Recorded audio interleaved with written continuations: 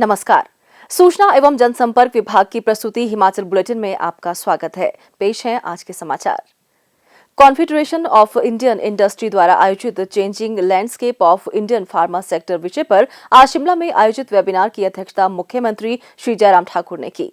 इस अवसर पर श्री जयराम ठाकुर ने कहा कि पूर्व प्रधानमंत्री स्वर्गीय श्री अटल बिहारी वाजपेयी द्वारा वर्ष 2003 में प्रदेश को प्रदान किए गए औद्योगिक पैकेज के कारण प्रदेश में फार्मा उद्योग को व्यापक स्तर पर बढ़ावा मिला और अब वर्तमान प्रधानमंत्री श्री नरेंद्र मोदी भारत को आत्मनिर्भर बनाने के लिए कोविड-19 से उत्पन्न चुनौतियों को अवसरों में बदल रहे हैं।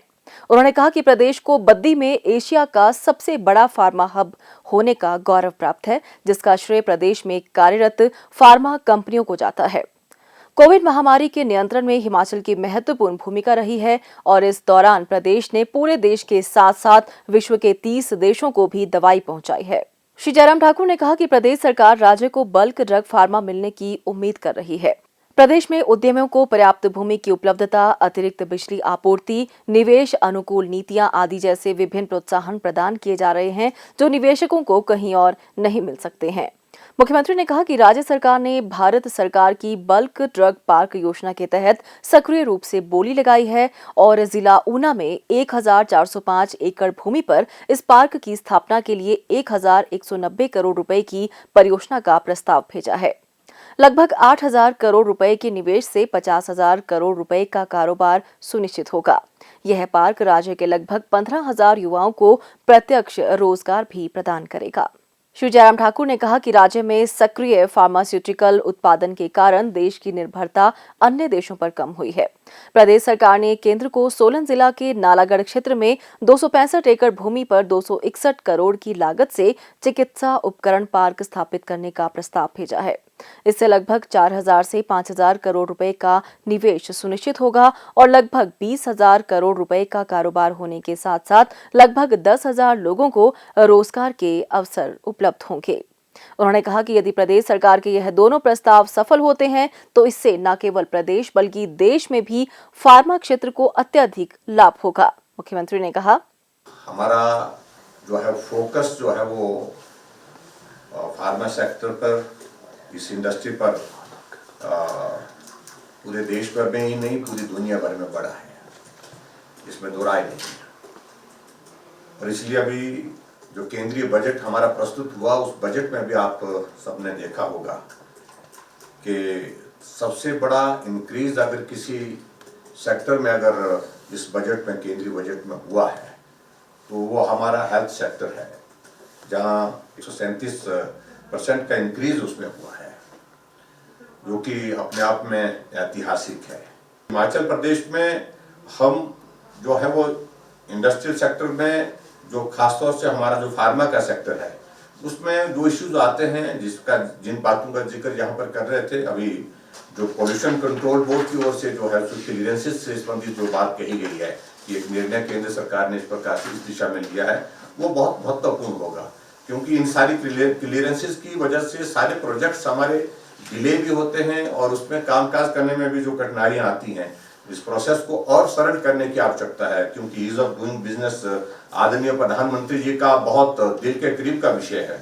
और मुझे इस बात की भी प्रसन्नता है कि हिमाचल ने भी इसमें ईज ऑफ डूइंग बिजनेस में बहुत बेहतर काम किया है और जो पूरे देश भर में जहां हमारी रैंकिंग भी इसमें सुधरी है, हम 7th पोजीशन पर आए हैं। हम कोशिश कर रहे हैं कि हम ज्यादा से ज्यादा बेहतर जो है अपने इंडस्ट्रीज के लिए हिमाचल प्रदेश में कर सकें, क्योंकि इंडस्ट्रीज का एक बहुत बड़ा रोल है स्टेट की डेवलपमेंट में, और स्टेट की डेवलपमेंट के साथ साथ में स्टेट में हमारे जो रोजगार के जो हमारे साधन हैं उनको सृजित करने के लिए, उनको उपलब्ध कराने के लिए एक बहुत बड़ा रोल उसमें रहता है। हिमाचल प्रदेश के पूर्ण राज्यत्व के गौरवशाली 50 वर्षों के उपलक्ष्य में आयोजित किए जा रहे कार्यक्रमों की श्रृंखला के अंतर्गत मुख्यमंत्री श्री जयराम ठाकुर ने आज शिमला के निकट करेरू वन भूमि में चेरी ब्लॉसम का पौधा रोपा। मुख्यमंत्री ने वन विभाग द्वारा प्रदेश के विभिन्न भागों में स्वर्णिम वाटिका स्थापित करने के कार्यक्रम का शुभारंभ किया, जो वर्ष भर चलेगा। मुख्यमंत्री ने कहा कि इस प्रकार की पहल प्रदेश के वन क्षेत्र में वृद्धि में सहायक होगी। इससे शहरी और अर्ध शहरी समुदायों को पौधरोपण गतिविधियों में शामिल कर वनों के महत्व और संरक्षण के बारे में जागरूक किया जाएगा। उन्होंने कहा कि ये वाटिका स्थानीय लोगों को मनोरंजन के लिए स्थान उपलब्ध करवाएगी, जहां उन्हें पैदल चलने तथा आराम करने की सुविधा उपलब्ध करवाई जाएगी। इसके उपरांत मुख्यमंत्री ने पत्रकारों से अनौपचारिक बातचीत करते हुए कहा, हिमाचल प्रदेश अपने स्टेटहुड के पूर्ण राज्यत्व के 50 वर्ष पूर्ण करने पर हमने हिमाचल प्रदेश में अलग अलग विभागों के माध्यम से अलग अलग इनिशिएटिव लेने के लिए कहा था। और मुझे इस बात की प्रसन्नता है कि फॉरेस्ट डिपार्टमेंट की ओर से एक इनिशिएटिव की शुरुआत आज ही के दिन जो है वो शुरू की गई स्वर्णिम वाटिका के रूप में। और ये स्वर्णिम वाटिका ख़ास तौर से जहाँ टूरिस्ट डेस्टिनेशंस हमारी हैं, जैसे शिमला है, शिमला के अतिरिक्त और भी बहुत सारे ऐसे स्थान हैं, वहाँ पर्यटकों को भी आकर्षित करने में सफल होंगी। और उसके साथ साथ में जो लोकल स्थानीय लोग हैं आस पड़ोस में नज़दीक के शिमला के, वो ऐसे स्थान पर आकर के आनंद ले सकते हैं।